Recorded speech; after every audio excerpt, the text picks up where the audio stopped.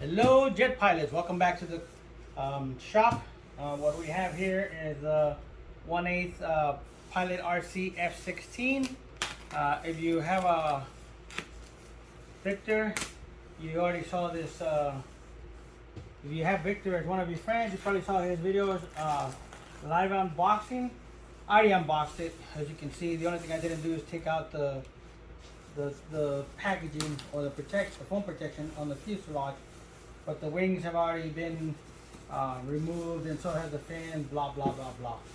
This is a 1/8 scale F-16 from Pilot R.C. available at Global Jet Club and Banana Hobby. And this is their latest offering, like I said, for Pilot R.C. It is for 60 to 80 turbines. They say 60 to 100. Honestly, I will stay to the 80. Not the 100, but then again, some people have put a 120 in a similar size airplane like this. So what can I tell you? Stick to 80 newtons. This is, if you're familiar with the Byron and Tam jets, old F-16, which is a 1/8 scale. This is about the same. None of the three that I mentioned are truly scale. The wings are a little bit bigger. They're all different in all three airplanes. This is about a 71-inch length and a 53-inch wingspan. For the wings to be 100% scale, it would have to be right around 46 or 47-inch wingspan. These are made, to fly better and easier.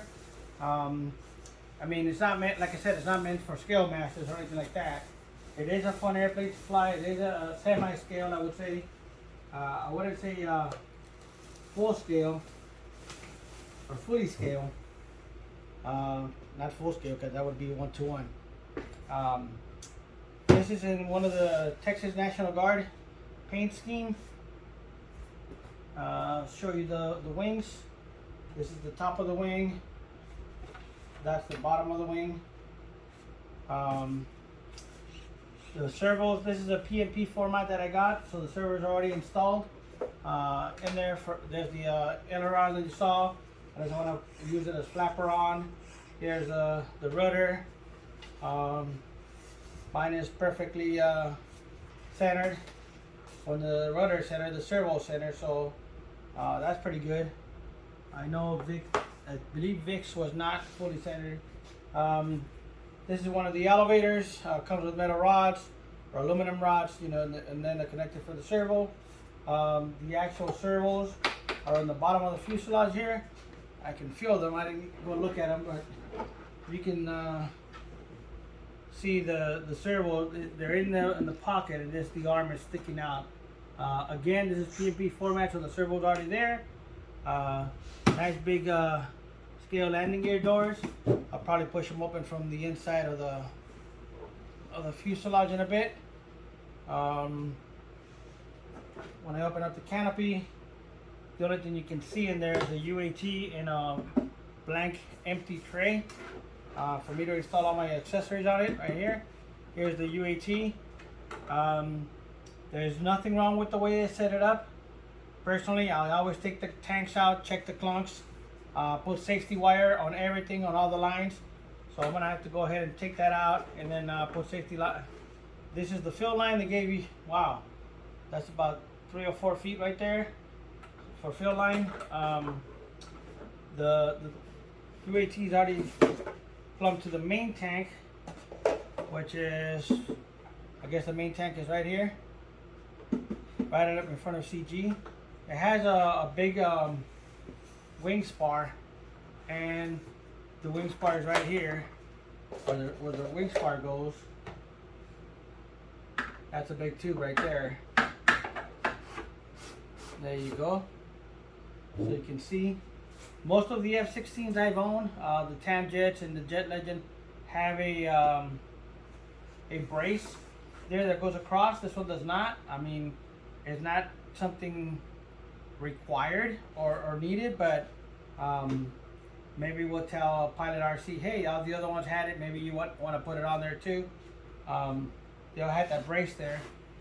What else? It comes with, if you get the P&P, It comes with a JP retract and door controller right there.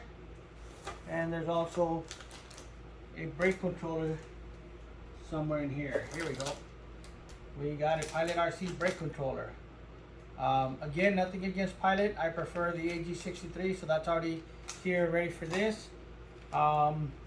They give you an overflow vent. Nice. It has a fitting on there, so you have your overflow fitting from them, the cap basically, to put it on there. It comes with missile rails for the wings, for the wingtips. Everything has a little serial number on them. Comes with the Pilot R.C overflow vent. Nice and magnetic ones. It'll just go in there and the magnet will close it, locked in place. Now, don't quote me on this. I will look it. I'm gonna have to research it and look it up. But I believe in the USA, if I'm not mistaken, for turbine airplanes, you're not allowed to have a metal Pitot tube in the front. This is a nice, good Pitot tube, and it obviously goes on the nose. But it is a little heavy, and again, I'll have to check the regulations. I don't know if I think I saw it or if it really is against the AMA regulations, but I'll check. The idea is they didn't want you stabbing somebody if you hit somebody with the airplane. I know it rarely doesn't happen, but the rule is there for a reason. What can I say? The other things that are included in here is some nice little jigs for your CG, and if you never used these before, basically you would attach these. You would put this on the airplane, right between the wing and the fuselage, and then you lift it up from these two jigs right here, and that's where your CG would be at. So you don't really have to mark it, I guess, if you don't want to, but yeah, it's best if you do. It has the marks on there. It tells you which size goes forward, so you can't get the CG wrong. Hopefully you can't get it wrong, because there's a hole in there for the spars. This is from the wing alignment pin. This is where your servo would go right here. The little servo wire would go through like that, and the one in the back is where the wing spar would go. So you would lift this airplane from these two little jigs, and that would give you the where you want the CG to be at. What else can I tell you? Personally, I'm gonna be installing a brand new A680. This is A680 number 210. Just a 80 Newton turbine. The airplane's supposed to come out with around 17.5 pounds, so 18 pounds of thrust. That's perfect 101. I don't expect to have 101 on takeoff, but shortly after it gets on step, it'll be real close to it.